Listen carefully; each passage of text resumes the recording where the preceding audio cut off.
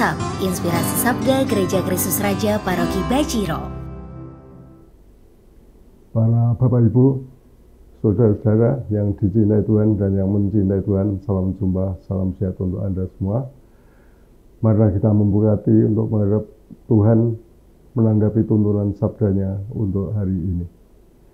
Dalam nama Bapa dan Putra dan Roh Kudus, amin. Bapa mengasihi, lihatlah kami putra-putrimu yang menghadap kepadamu untuk mendengarkan sabda putra Yesus Kristus. Dialah gembala hidup kami, penuntun kehidupan kami, untuk membawa kami kepada keselamatan dan kesejahteraan sepenuhnya di dalam kasih-Mu. Demi Kristus Tuhan dan pengantara kami. Amin. Sabda Tuhan untuk hari ini dari Injil Santo Markus bab 12 ayat 18 sampai dengan ayat 27. Pada suatu hari datanglah kepada Yesus beberapa orang Saduki yang berpendapat bahwa tidak ada kebangkitan.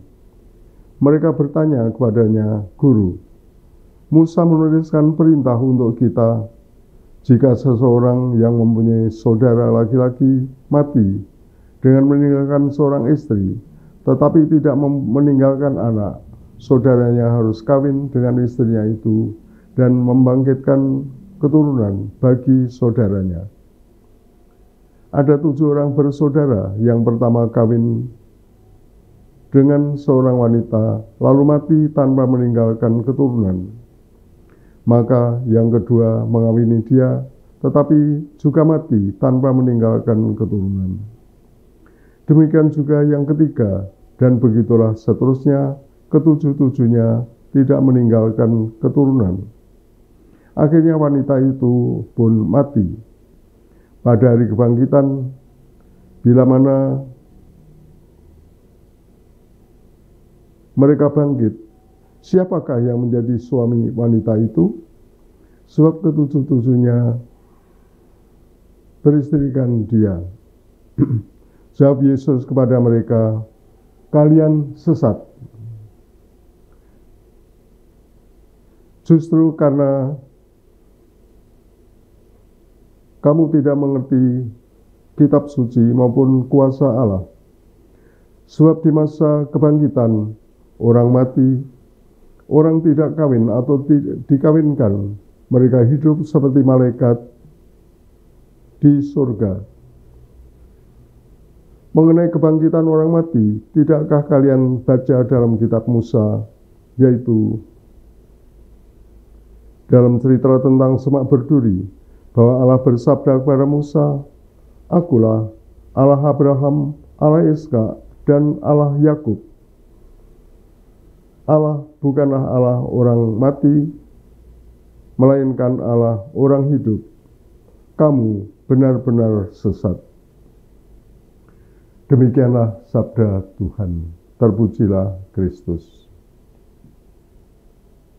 Ya, kisah ini kiranya sudah Anda kenal baik ya. Kisah tentang perdebatan antara atau orang-orang Saduki yang mau mencoba Yesus dengan memberi suatu persoalan tentang wanita yang dikawini oleh 7 orang bersaudara. Setelah mereka mati, lalu siapa yang menjadi suami dari wanita itu? Ya, kita tahu orang-orang Saduki adalah orang-orang yang tidak percaya akan kebangkitan. Ya, jadi hidup ya hanya di dunia ini saja. Sudah, kalau mati ya sudah titik ya, tidak ada kebangkitan. Tapi lucunya mereka mempertanyakan tentang hidup setelah kematian. Nah, ini lucunya ya. Ya maklum mereka mau mencobai Yesus, namanya sudah mencobai ya. Jadi ada yang tidak beres di sana. Tapi baiklah, untuk kita masalahnya adalah masalah kebangkitan atau hidup setelah kematian. Dan dikatakan oleh Tuhan lewat kitab suci pada hari ini, bahwa hidup setelah kematian adalah hidup yang bebas dari keduniaan. Ya. Mereka tidak kawin dan tidak dikawinkan dan seterusnya. Ya, relasi-relasi yang berbau duniawi itu hilang. Dan ya, dapat kita hidup sebagai suatu komunio rohani di hadapan Allah dan bersama Allah. Satu hal yang menarik adalah bahwa ya, walaupun kita kehilangan raga, kehilangan badan setelah kematian, namun pribadi kita masih ada, pribadi kita masih hidup. Dan itulah yang juga disebut oleh Tuhan lewat kutipan tadi. Allah bersabda kepada Musa, "Akulah Allah Abraham, Allah Ishak, dan Allah Yakub." Ya, nama-nama mereka masih disebut ya. Artinya sebagai pribadi Abraham, Ishak, dan Yakub itu masih berada di sekitar Tuhan, bersekutu dengan Tuhan, hidup di dalam komunio ilahi bersama Allah. Allah Abraham, Allah Ishak, dan Allah Yakub. Ya, itulah kehidupan setelah kematian ya, suatu hal yang menarik. Tuhan Yesus sendiri juga memberi gambaran kepada kita bagaimana dinamika hidup ya setelah hidup di dunia. Yesus juga naik ke surga, mempersiapkan tempat bagi kita. Ya, di sana ada suatu komunio, ada suatu komunitas surgawi. Maka kita juga percaya akan adanya persekutuan orang-orang kudus ya, persekutuan orang-orang kudus. Kalau kita nyebu, ada peringatan 1000 hari orang yang meninggal, ya setelah itu peringatan kita adalah peringatan untuk menghormati persekutuan para kudus. Ya, itulah keyakinan kita sebagai orang Katolik. Maka Bapak Ibu sekalian yang terkasih, menanggapi sabda Tuhan pada hari ini, kiranya baik kalau kita menyadari perjalanan hidup kita. Ya, perjalanan hidup kita di dunia ini, baiklah kita tata, kita arahkan sedemikian rupa, supaya hidup kita itu sesuai dengan panggilan Tuhan. Hidup kita dipanggil untuk bersekutu dengan Tuhan. Hidup kita dipanggil untuk terus hidup di dalam persekutuan dengan Allah.